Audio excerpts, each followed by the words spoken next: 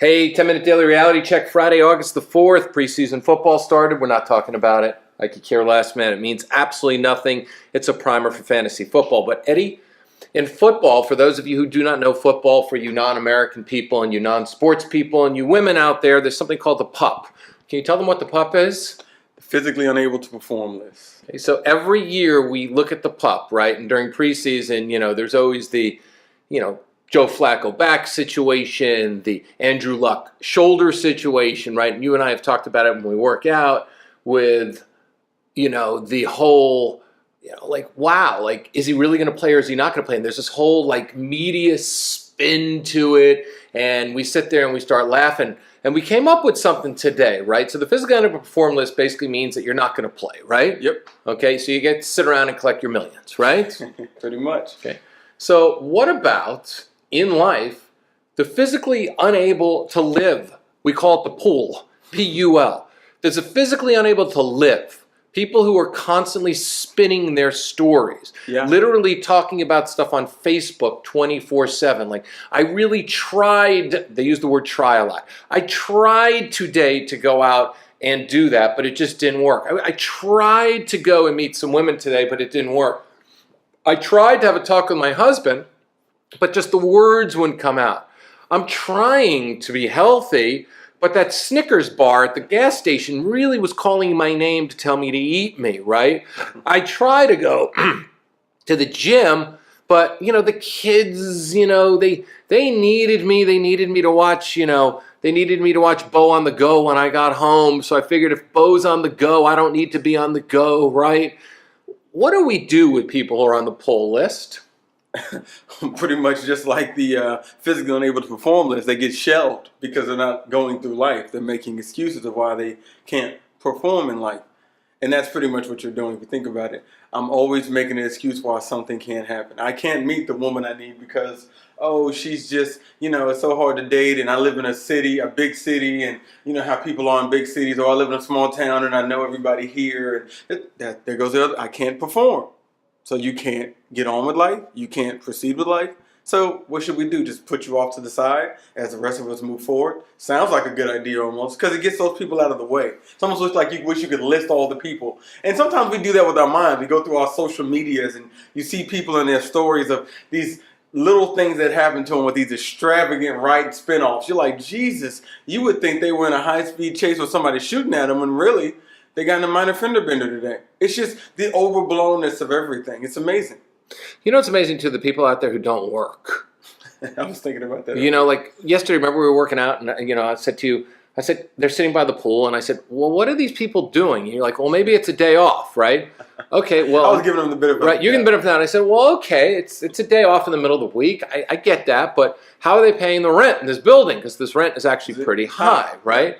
And then you told me there's a building called the Shores in the Marina that it's like a pool party on Tuesday, Wednesday, and Thursday. And you got to ask yourself, it's like, well, and that's a good question. How are these people, and I'm going to be honest, more often than not it's women, how are these women being able to afford this in the middle of the day? $5-6 grand a month, $4 grand a month rent, and it's the middle of the day and you're sitting at the pool. You got to ask yourself. They're physically unable to perform, to live life. And they have this sense of entitlement. It seems like people to me that never want to go and live a life always have a sense of entitlement. They just think the world owes them something. And the entitlement entitlement early turns to jadedness later, if you've ever noticed that too.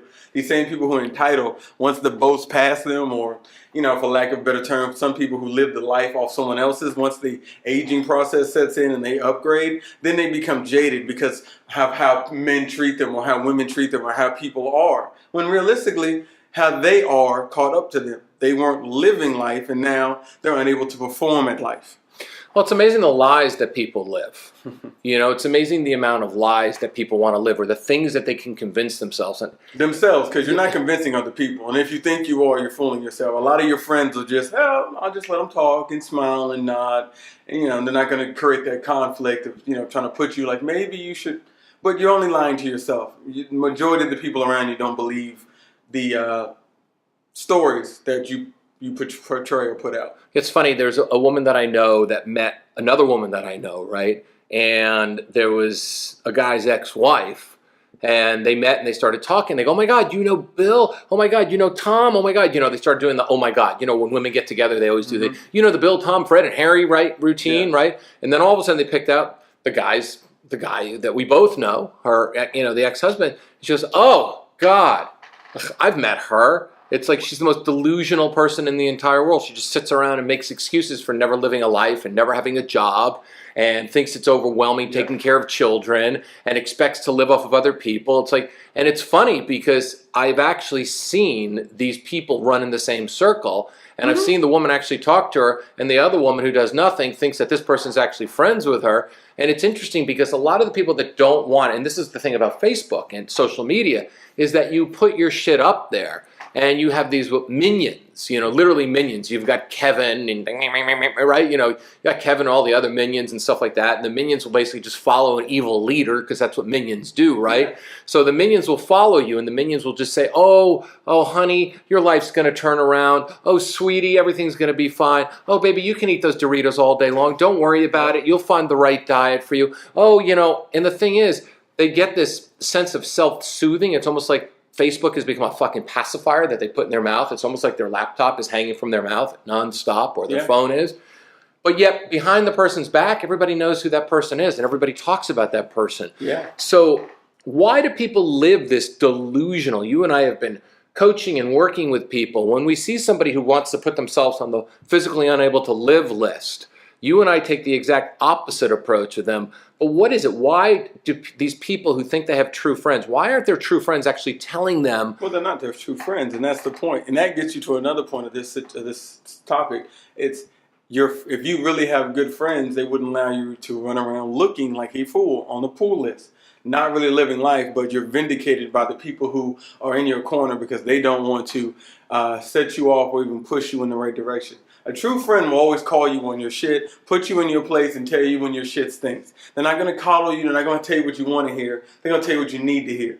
If you're not doing good at something, if you're not holding up your weight, if you're not being a good friend, human being, whatever, your true friend's going to tell you. Now, these minions, as they eloquently put it, those are the ones who are going to just kind of pat you on the back and go along. And then at some point, they're going to, when the opportunity suits them, they're going to break ties or even stab you in the back because of it. I mean, you have to find people who are going to be completely honest with you. No, you shouldn't sit at home again on a Saturday night. You need to go out and try to live life. Or maybe you're going out too much. Maybe you should sit home and think about what you're really looking for in life versus just going out trying to fill every moment with an adventure because you don't want to have to face yourself in the mirror.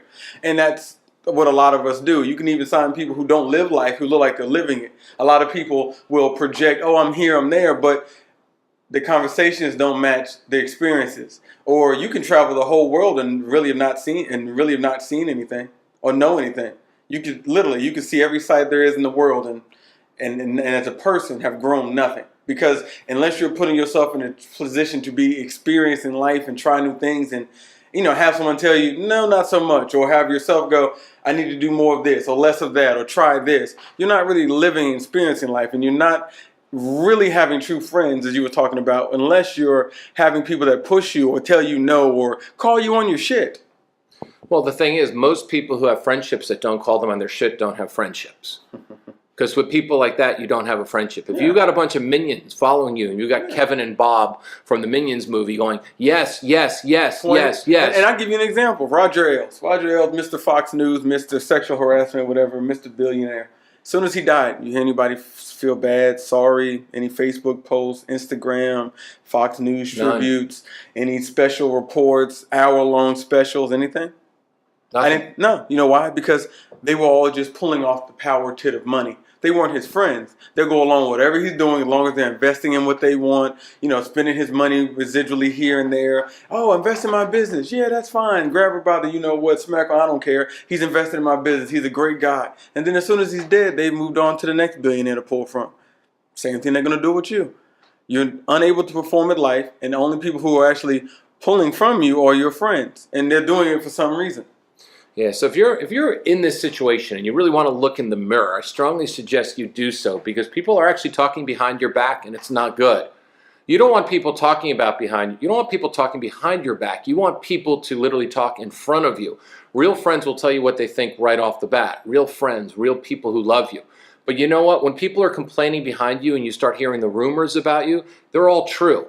Because I know a lot of people like that, especially people in Los Angeles who choose to do nothing but try to suck money out of other people, live off their parents, trust funds, men, women, whatever it might be. People are talking about you. They don't admire you at all. The people you're spending time with, the play dates you're having with other people's parents, they know your true story. Yep. They're small talking you, and they're talking to you, and they're hearing you out. You're probably throwing in your complaints about life. But behind your back, they're talking about you. And they're literally thinking that this person not only is a pull, but this person does not know how to live life. And that's the funny thing, because no matter what you post on social media, sooner or later you're gonna, people are gonna run into you in person, and it never matches up. I see that all the time running around here.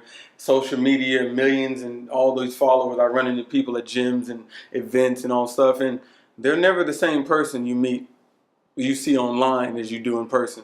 They're normally completely opposite, or it's all hype a lot of times.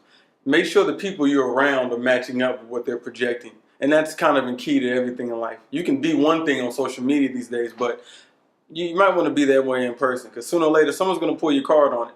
Yeah, when they pull your card, you're going to be squashed. And when you're squashed, the truth is going to come out. And it's something that I always say, I have no problem ever telling everybody the truth about what's going on in my life. So the fact is that if I'm with somebody, or somebody is no longer my friend, or whatever it might be, and I'm going to sit here and be a public person, I'm going to tell the truth about this, you're damn right people are going to come up to that other person and go, hey, I heard about the truth about you. You know what? It's better to learn the truth about yourself, so then that way every single day you can literally think to yourself, if there was an article written about you in the front page of the New York Times, it better be fact-based than emotion-based. Because fact-based things, you can literally say, yup, I fucked up. Yup, I did this. Yup, I was an asshole during that stage. Yes, I tried to do that. Yeah, I wasn't the perfect parent on November the 22nd, 2016. So think about your life as front page of a newspaper, and not basically ego-stroked Facebook and all the people that supposedly are your friends, but actually they are just Bob and Kevin from the Minions. And as we both know from all the Minions movies, the Minions will leave you any single time to go find another devious person that they can follow. You don't want followers in life, you want friends in your life. EddiePalmer12@gmail.com for the best training, physical training you can possibly get in the entire world. It doesn't matter where you live, he can hook you up. Literally the world. The world. And we'll see you tomorrow, because we're going to talk about something else. We're going to talk about America the Narcissist. Whoa, that's going to be a topic for As Saturday. the Star Spangled Banner plays softly in the background. Yeah, exactly.